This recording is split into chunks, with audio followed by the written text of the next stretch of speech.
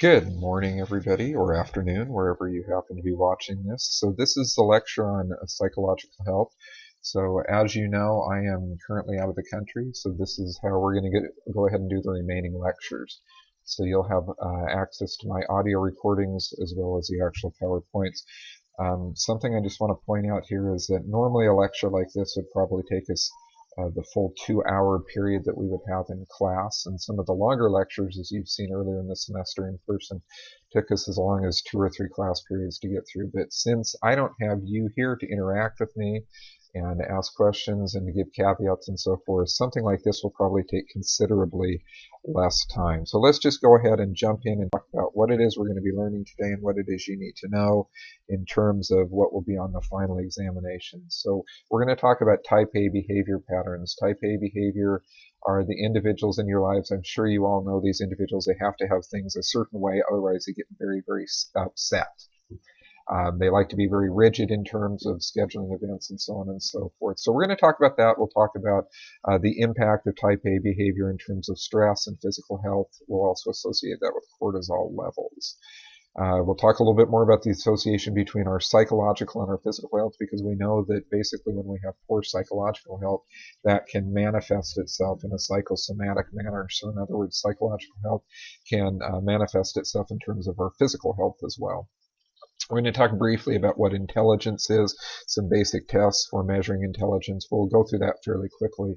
It's not a major emphasis on the final exam. We're going to apply the idea of intelligence quotient, or IQ, book smarts, if you will, to health. Okay, so let's just jump right in here. Type A behavior patterns. So I already mentioned just a little bit about this. The other word we use for this is coronary prone behavior. And the reason we do that is that individuals that are very stressed, that like to have their life ordered in a very specific manner, they're high achievers. They always want to be the person getting the 90 to 100%. They want to be on the honor roll. They're also the individuals that are more prone to cardiac issues. So in other words, there's a direct connection between their ability to have the type A behavior, the ordered amount of life that they want to have, and actually having heart disease and actually suffering from heart attacks. So that just once again proves to us that there's this direct connection between behavior and our physical health. All right. So like I mentioned, there are extreme type A behaviors characterized by the chronic struggle to obtain unlimited supply of possessions and authority in the shortest period of time. So they want to be the best at their job. They want to climb to the top of the corporate ladder as quickly as they can. So what do we see in these individuals? They're very impatient. They're very competitive. They tend to be preoccupied with ensuring that they meet deadlines.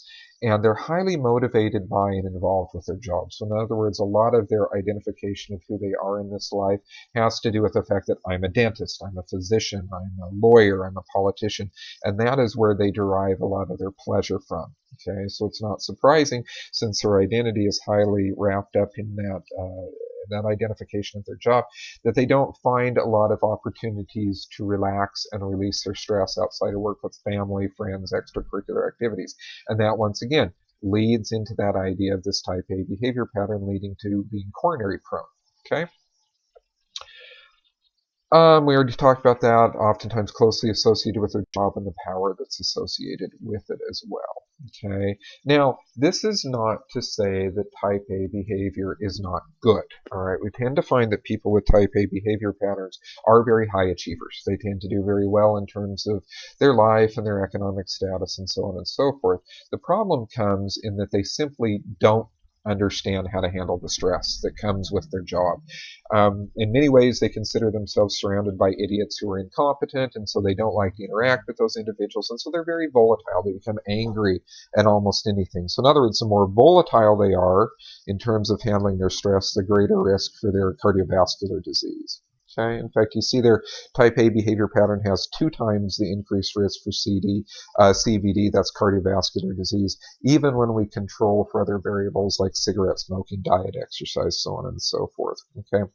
Now, what we do see that's good about these individuals is that if they do have the heart attack, I have their MI, myocardial infarction, that's just Latin for heart attack, that if they do have the heart attack, well, they tend to, and they survive it, they tend to have a lower risk of a second MI than do type B individuals. So type B individuals are the majority of us in society, those who handle our stress a little bit different. So the question becomes, why does the type A individual who survives the MI tend to have a lower risk of a second one? Well, the answer is simple, is all that aggressive behavior that they have can be put behind lifestyle changes. So all of a sudden what happens is they're struck low by the onset of the chest pains, they end up in the emergency department, they have that coronary episode, and all of a sudden they realize, wow, everything that I was working for, all the possessions, all the achievement, all the job and everything can be taken away from me rapidly by having a heart attack. So they go, well, how can I protect all the possessions and the job and the prestige? Well, I will simply eat right, exercise, reduce my weight, and I'll change my lifestyle so that in the future I'm not at risk of losing all the things that I've accomplished. All right.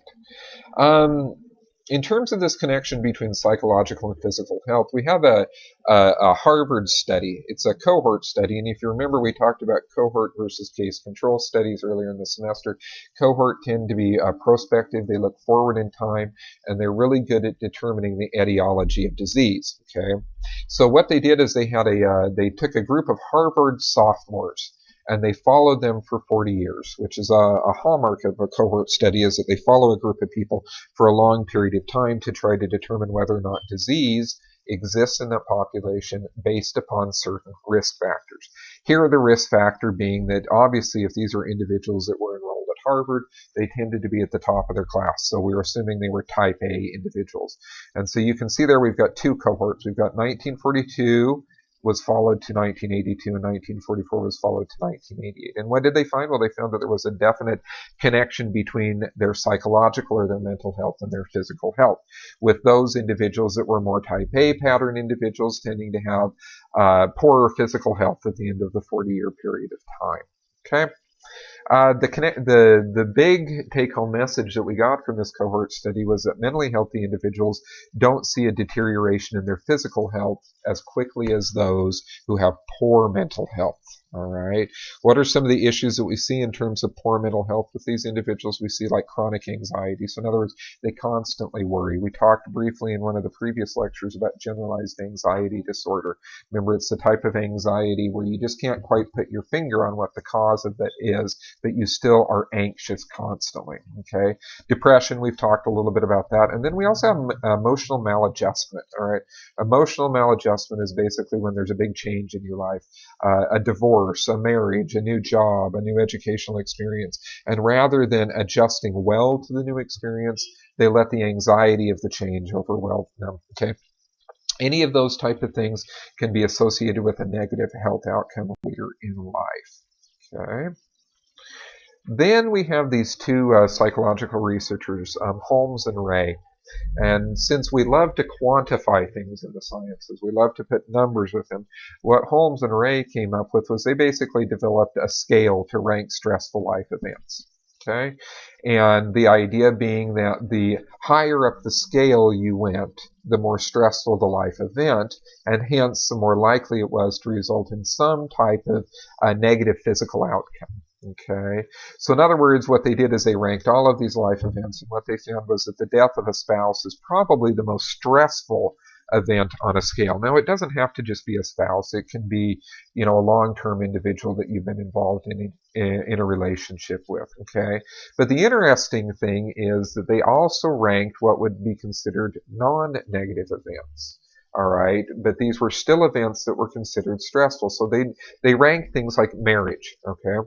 Not that marriage itself is inherently stressful, but the process of getting married, preparing for the marriage, making sure that everything goes well, particularly if you adhere to strong cultural traditions about how the marriage is to be carried out, that can be a very, very stressful experience. The second one we've got listed there, promotion. When I was promoted from being a regular professor to being an associate dean back in my Aruba days, it came with some money, but it also came with a lot of stress, all right? Holidays can be very stressful events. Oh my goodness, we've got to be to the airport at exactly 6 a.m. and we've got to make sure that the rental car is prepared. So very positive things in our life also come with stress. So it's important to remember that in terms of the Holmes and Ray scale, it can be both positive events and it can be both negative events. So then what is the outcome of this? The idea is that people with a higher score, so in other words, people, the further up the Holmes and Ray scale we go, the higher the score. So in other words, the higher up we go and the more stressful the event that you're experiencing, the more likely you are to become physically ill in the next 6 months from that event. So once again, it just quantifies this connection between psychological and physical health. All right, so moving on. All right, you might remember at the beginning of the semester we also talked about correlation coefficients. You had a couple of questions about those on the exam. Remember, runs from a -1 through 0 to a +1. Okay, and remember the idea between correlation is it's simply saying that two events are associated, all right? And remember we also use the magic phrase that association is not causation. So in other words, there's some type of an association that we're ranking in terms of the correlation coefficient, but we're not saying it's directly connected. So if you look at the Holmes and Ray research, what we found is that the correlation between stressful life events and developing an illness is a positive number, okay? So in other words, there is a positive association between stress and physical health, all right? And what they found was that the association ran anywhere between a positive 0.3 to a positive 0.4. And as you might recall from our discussion of correlation coefficients, the closer it gets to a +1, the stronger the association. So in other words, we have a pretty good positive association there, proving that the Holmes and Ray supposition, the Holmes and Ray scale, does play out in the real world. Okay, so like I said, there suggests that stress plays a large role in the association between stress and physical illness. But once again, going back to that idea of the type A personality and how it really isn't the type A personality that's making you sick, it's the manner in which the type A individual handles the stress. We see that again here, all right? What makes the difference between stress causing an illness versus not causing an illness is simply the way we approach the stress. So in other words, do we compartmentalize the stress? Do we say, well, the stress I have at work, I deal with at work, and then I leave it behind, and I go home, and I find ways to decompress. I go to the gym, I go to a movie with my family, I read books, I hang out with my friends, okay, whatever it happens to be.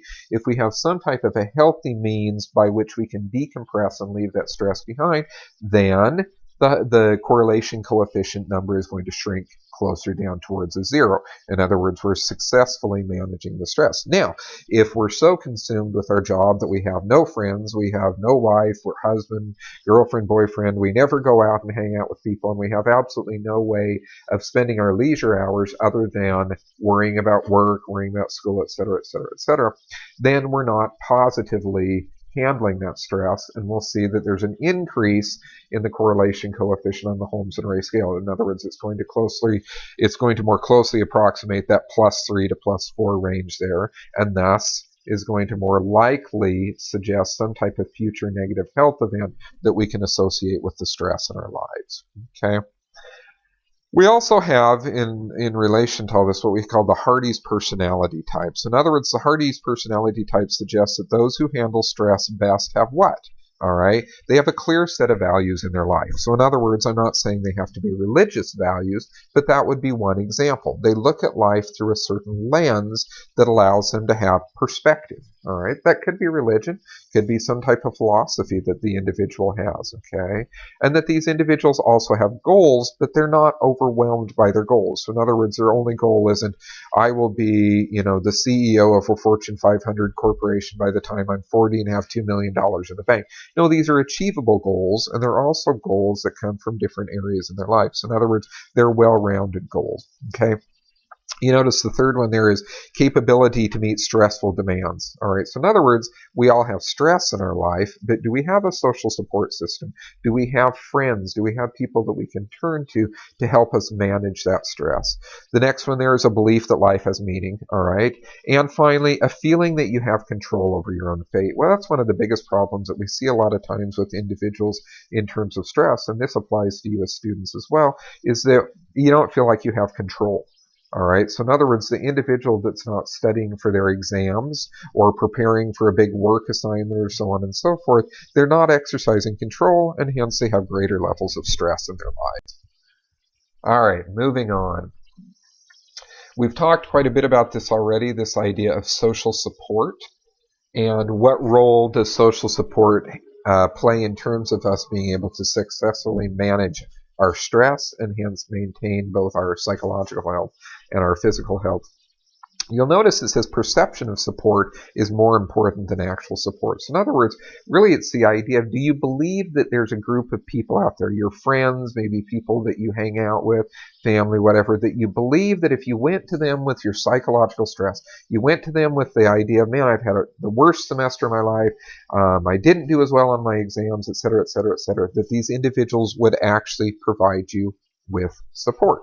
It's not that they're constantly there waiting to provide you support, just the idea that you believe they would be available. Okay? And it doesn't have to be a large number of individuals. It can be just one significant individual in your life. It can be a best friend. It can be a spouse. It can be the person that you've known forever. It could be your mom and dad. All right? It's really important that you just have one significant individual that you think you could talk to. Okay? And also, not surprising, we find that women tend to utilize social support systems a little bit more effectively than men do. So in other words, men tend to bottle up their feelings, whereas women tend to share them with friends. Okay? Just as a caveat there, we say that the presence of a family member can actually lower blood pressure. So in other words, if we take individuals who are under stress, all right, from work, school, whatever it happens to be, and that individual, let's say it's a family member that you truly, truly think you can count on, your mom, your dad, whoever it happens to be, simply having them present can help you manage the stress. And we can see the physiological effects of that in that blood pressure tends to go down. Okay.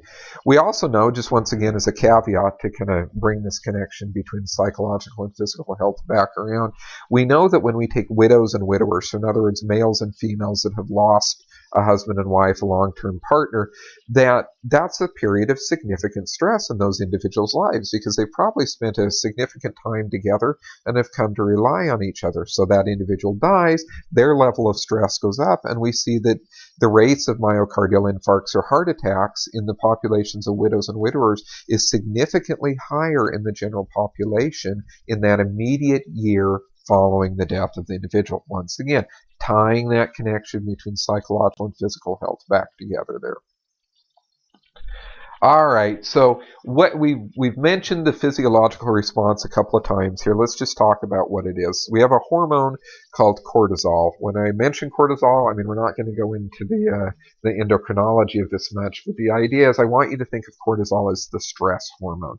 So in other words, when you're stressed from work, from school, from friends, cortisol goes up. Okay, now it's an evolutionary holdback because the stress is supposed to result in the fight or flight reaction. So in other words, you see a frightening animal, you're in the caveman days, you're either going to run away from the frightening animal or you as a group of cavemen are going to get together and kill the animal. The cortisol is meant to heighten that response. Well, jump ahead to 2015 in our particular time, we're not necessarily worried about hunting wild animals or being killed by wild animals, but we're still worried about whether or not we can perform well at work, or that we can perform well on exams. Remember a couple of weeks ago we talked about that ideal dose response curve. I drew it on the board, or it looks like an inverted bell curve, where we need a certain amount of stress to increase our performance, but too much stress actually decreases our performance. Well, cortisol is the hormone that causes all of that to happen. Like I said, it provides an initial burst of energy, heightened memory function, and lower pain response during stress. Okay? The problem is when we have a spike in cortisol from a stressful event, the cortisol is going to stay active in our system for about 24 hours. All right. Then if we don't resolve the stressful event, we're going to see a second spike in cortisol between 48 and 72 hours and so on and so forth until we're able to successfully manage the stress. Then we're going to see the levels of cortisol go down. The problem is with individuals in the type A behavior pattern range is that because they're constantly stressed out, they're constantly worried about how am I performing at work, am I meeting my goals, et cetera, is that they tend to have consistently higher levels of cortisol in their system. Okay, what does that cause? Well, suppressed thyroid function, also causes hyperglycemia. All right, so in other words, increased blood sugar, causes hypertension or increased blood pressure, and it causes you to increase the storage of abdominal fat. So this is why individuals who tend to be placed into positions of authority where they're under a lot of stress also tend to gain weight. All right, so individuals that are able to successfully control the cortisol, so in other words, manage it with outside interests, ways of relaxing friends, and so on and so forth. While we do see that spike when they're stressed during exams or during a peak performance period at work, if they can handle the stress well, then the cortisol levels go down. If they can't, cortisol levels remain elevated, and we see all of those negative health events. We see increased risk of type 2 diabetes from the hyperglycemia, increased risk of cardiovascular disease and stroke from the hypertension, and the increased storage of abdominal fat also increases the risk of long-term, both risk of type 2 diabetes and long-term risk of cardiovascular disease. So once again, with the cortisol, we see that there is this direct psychological connection to physical health. Okay, let's talk about intelligence just for a minute here. Here we're going to be talking about the concept of intelligence quotient. In other words, this is the IQ score you may have heard referenced in the media or other classes that you've taken. IQ is essentially a way of measuring your book smarts, your ability to do math, your ability to do reading comprehension, and so on and so forth. This is not a measure of emotional intelligence or artistic intelligence or anything like that. Those are well described as different types of intelligence, but unfortunately, in an academic setting, in a medical school, dental school like this, we're more concerned with the IQ, your ability to master the sciences, and in turn translate that into an ability to treat patients. Okay, so like I said, it's a general estimate of your functional capacity in terms of your ability to do schoolwork. Okay, it is primarily genetic. So in other words, a lot of people will simply hit the genetic jackpot. About 70% of your IQ comes from mom and dad. It's inherited. All right. Now that's not to say an individual is just out of luck if they happen to not necessarily come from a mom and dad who are college graduates. All right. So while we're born with a certain IQ level, a lot of it has to do with how do we use it. So in other words, do we plant the flower in fertile soil and it can grow? Or do we plant the flower in sandy soil where it doesn't have access to nutrients and it doesn't grow? Okay. Do you see the difference? You can be born with a high IQ, but if you're not placed in a situation where you use it, your IQ will actually lower because it's both a function of your ability to work well in school and a function of your age. So in other words, as you grow, your IQ should grow with you during the school years. Okay. Like I said, it's not an absolute score. It's a comparison of your performance against another group of individuals in terms of school subjects. Okay. A couple of different things just to remember here. Off on the left, you can see we've got a range of IQs. We've got the label that comes with it, and then we've got the distribution of these individuals in the population. Were we to look at that distribution on a Gaussian curve, the standard bell curve that I sometimes draw on the board, what you would see, of course, is that the majority of us fit somewhere in the 90 to 109 range, or simply of average intelligence. All right, that's where the majority of people fit. On the far left side of that bell curve, we would see individuals with an IQ score of less than 69. All right, I apologize. My greater than and less than appear to be reversed on this particular sheet here. Those individuals, which once again are approximately 2.5% of the population, so a small percentage, tend to be what we would label as mentally disabled. Okay, 70 to 79, borderline mentally disabled, 80 to 89, low average intelligence, and then, like I said, the majority of us somewhere in the middle of the 90 to 109 range, or about 50% of the population, are of average intelligence, and you can see it goes up from there. 110 to 119, high average, 120 to 129, superior intelligence, and then of course greater than 130, very superior intelligence. So once again, you can see it's that bell curve. The majority of individuals will fall in the middle. Only a small percentage of the population will fall out on the curve, out on the edges there, or in other words, +2, +3 standard deviations, -2, -3 standard deviations in terms of being mentally disabled and in terms of being in the genius IQ category. Okay.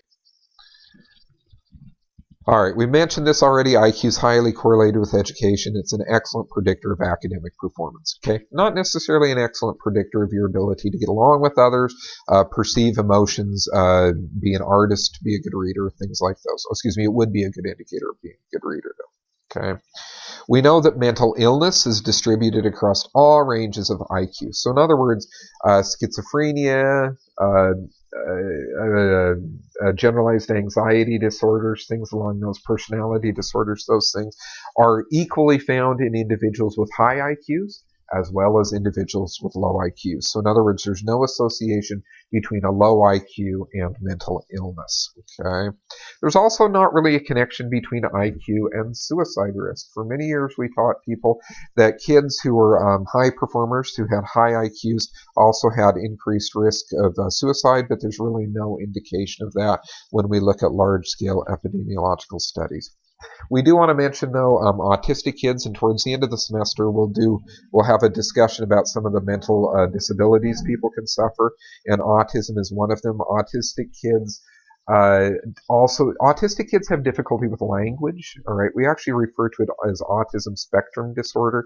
It includes autism. It includes Asperger's syndrome, and includes pervasive development disorder not otherwise specified. But here we're talking specifically about autistic kids. Autistic kids tend to be these children that once identified is they don't interact socially.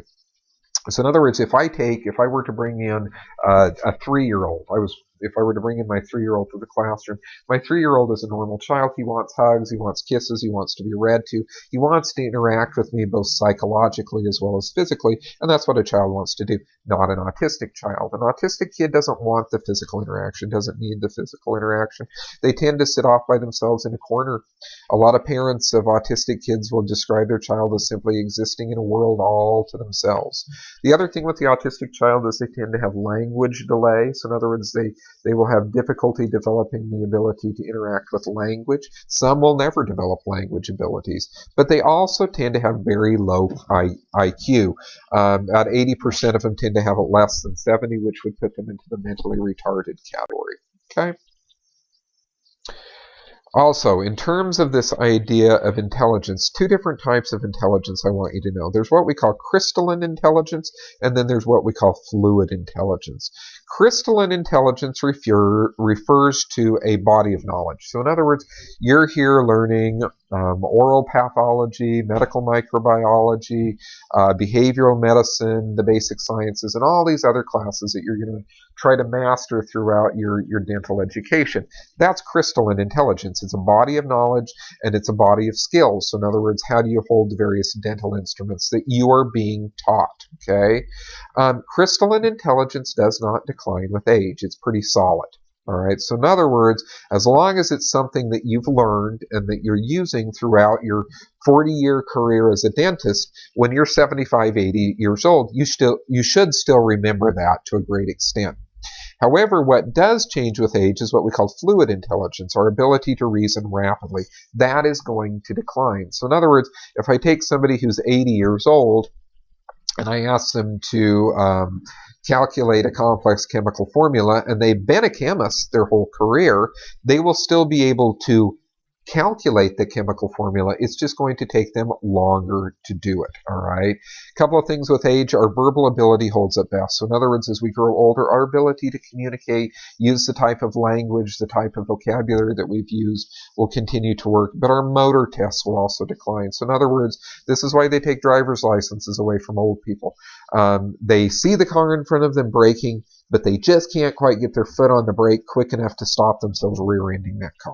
You see what I'm saying? So our verbal ability holds up as we age, but our motor ability tends to decline. Our crystalline intelligence holds up, but our fluid intelligence tends to decline. Okay? We do find that if we look at cross-sectional studies of IQ tests, that the older population tends to have lower IQs. This is not because we get stupider as we age. This is simply because as society has progressed, newer generations tend to have more access to academic abilities. All right. So if you look at my family, my mom and dad graduated from high school. They did not go on to college. Same thing with their mom and dad. All right. They graduated from high school, didn't go on to college. My generation of the family was the first generation that all went on to college. All right. So in theory, me and my brother and my 2 sisters would have higher IQs than my mom and dad, not because my mom and dad are stupid, but because we went on and had more book learning in terms of exposure to college subjects.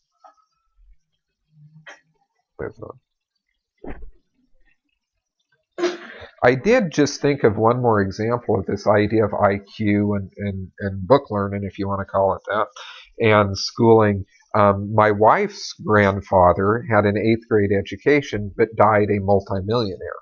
All right. He was a farmer, rancher. Ranchers raise cows in the western half of the United States. And so it's important to remember that simply because an individual has more access to education does not necessarily serve as a predictor of their performance in this life, as illustrated by Grandpa Johnson. Okay. All right, moving on. All right. IQ tends to be stable from about age 5 onwards. Now, I mentioned earlier that it will grow with age. It grows with age as a function of development, not as a function of age itself.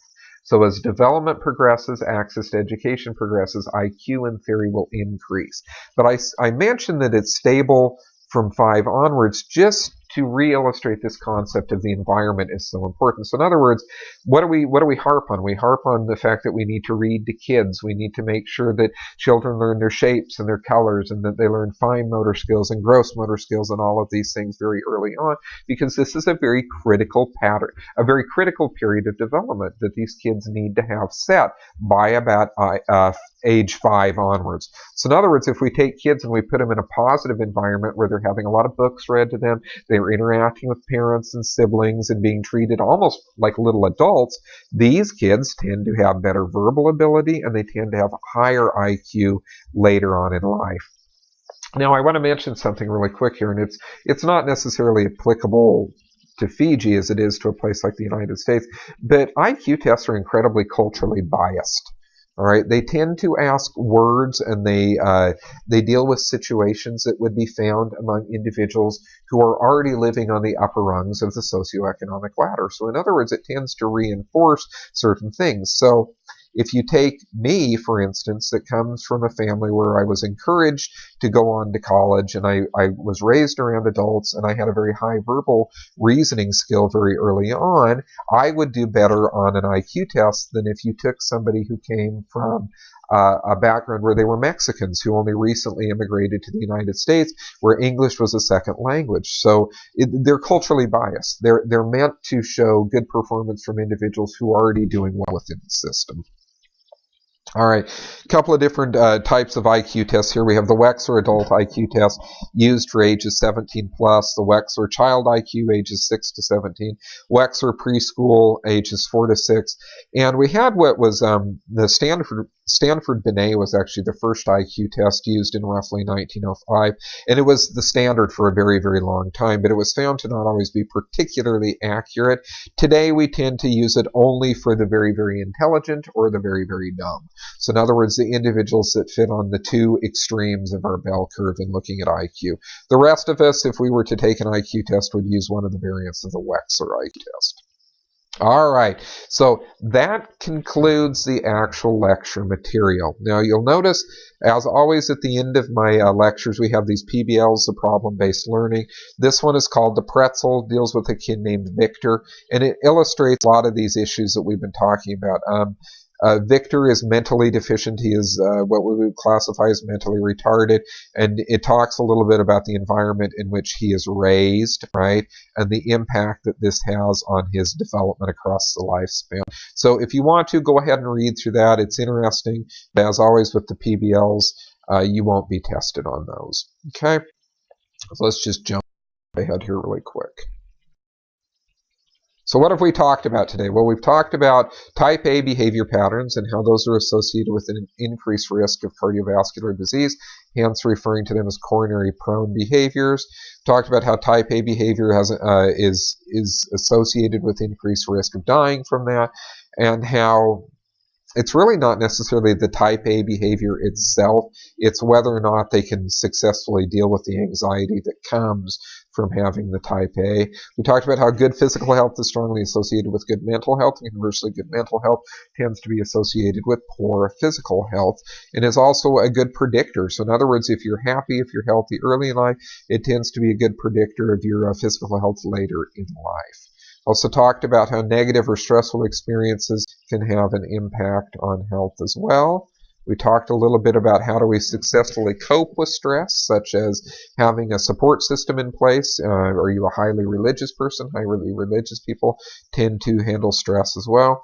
We moved on. We talked about the connection between IQ and functionality. We talked a little bit about how IQ is stable from age 5 onwards, and that's why it's so important that we give a stimulating environment with lots of books and opportunities